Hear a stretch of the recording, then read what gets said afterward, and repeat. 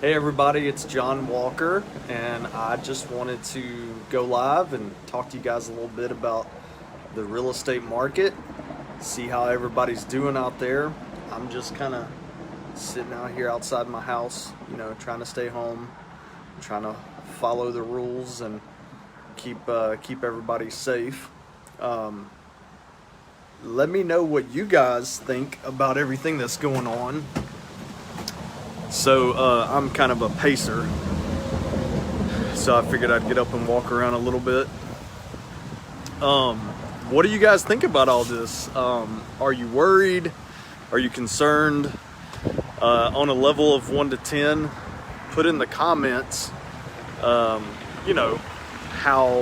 concerned you are. What is your level of normal right now? A lot of people ask me, well, what's the market doing? What's the real estate market doing? And, it's, I would say that it's one of those things that, it's still moving, but it's definitely moving slower. My little girl Kennedy coming outside to play. If you're home, if you're still, people are still buying and selling real estate. So, here's my John Walker expert opinion, is if you're in the 140 to 225 price range, houses are still moving, and they're still moving pretty significantly, quick. We've had one sell in 4 days, another one sold in 10 days, in that price range. So the real estate's still moving. I would definitely say that if you're above, like, say, a 250 price range, it's slowed down a lot, pretty significant. Folks are not wanting to, sell and buy. You don't see as many contingent buyers. You still see that kind of first-time home buyer kind of price range still moving. There's still people that have to sell, of course. One thing I just ran some numbers on in the MLS, and last year, the first 2 weeks of April, there were 84 houses sold, and this year, so far, there's been 45. So you can already see just from those simple numbers that, the real estate sales is down about 50% in solds. Now, solds is just one part of it. There's also how many are coming on the market, how many are going under contract, but that's just purely solds. But I mean, it's a pretty decent indicator because it's just comparing one number from one year to the previous year. So the other thing that I wanted to share was I hope you guys can hear me, the wind's kind of picking up a little bit.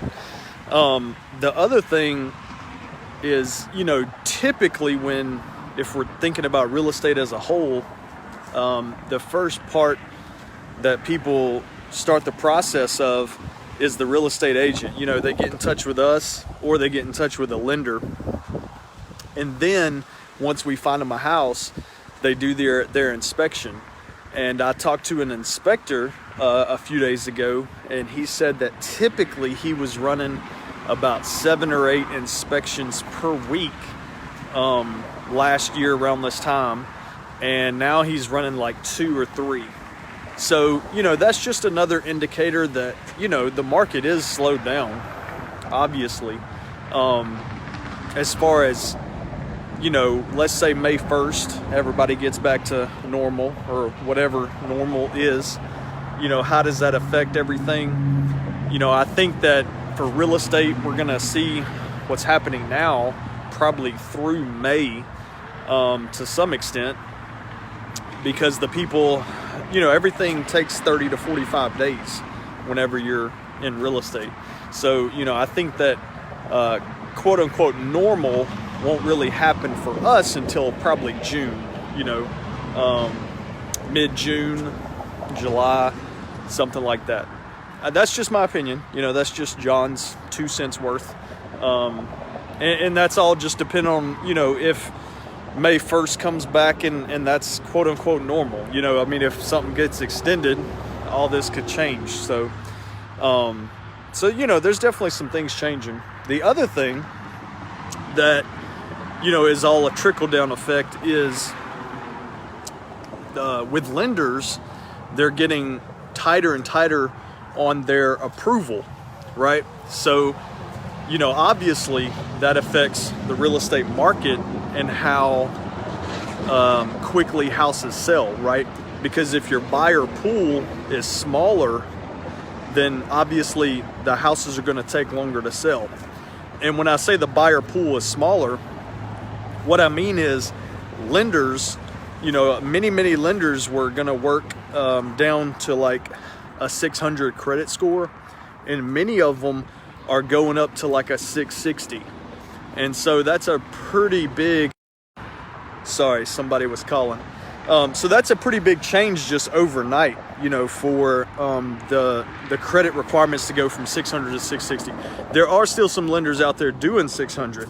You know, you just may have to put more money down. So, I mean, it's, you know, things are still going, and I don't want to discourage anybody with any, you know, doom and gloom or anything like that, because if you guys know me, like I'm a pretty optimistic fella by nature. And so, but I just want to let you guys know, you know, how all this stuff is affecting everything. You know, like the reason that our houses are going to sell slower is because they, you know, are less buyers out there looking, because less buyers are getting approved with these more stringent requirements, right?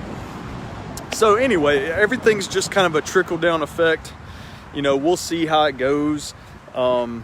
People are always going to need to buy and sell houses. I'm helping a few people right now that, you know, they're moving and they have to move because of jobs or situations where they don't have a choice. Like they're going to be moving one way or another.